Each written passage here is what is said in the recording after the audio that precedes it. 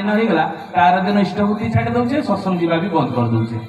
କିନ୍ତୁ ଦୁର୍ଗାନାଥ ସରକାର କେତେ ଗୁରୁତ୍ୱପୂର୍ଣ୍ଣ କଥାଟି କହିଲେ, ମୋର ପୁରୁଷୋତ୍ତମ ଏ ବିଶ୍ୱ ବ୍ରହ୍ମାଣ୍ଡର ମାଲିକ ମୋର କାଣ୍ଡାରୀ ହେଉଛନ୍ତି ଶ୍ରୀ ଠାକୁର ଅନୁକୂଳଚନ୍ଦ୍ର, ତେଣୁ ସିଏ ଡାକୁଛନ୍ତି ମୁଁ ଯିବି। ଗଲେ ଯେତେବେଳେ ଯାଇ ପହଞ୍ଚିଲେ ଦେଖୁଛନ୍ତି ଆଉ କେହି ଲୋକ ନାହାନ୍ତି।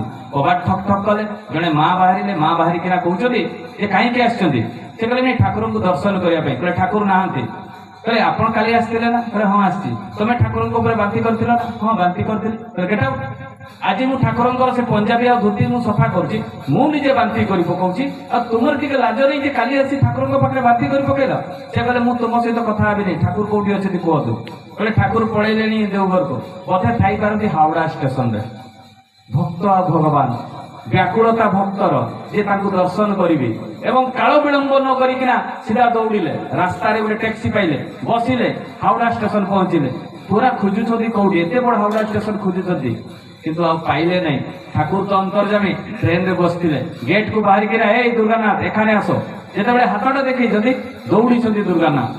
ଯେତେବେଳେ ଦୌଡ଼ିକିନା ଆସିକିନା ଠାକୁରଙ୍କ ପାଖରେ ପହଞ୍ଚିଛନ୍ତି, ଟ୍ରେନ ଛାଡ଼ି ଦେଇଛି। ଠାକୁର ହାତ ବଢ଼େଇଛନ୍ତି, ଦୁର୍ଗାନାଥକୁ ଉଠେଇଛନ୍ତି ଏବଂ ବସେଇଛନ୍ତି।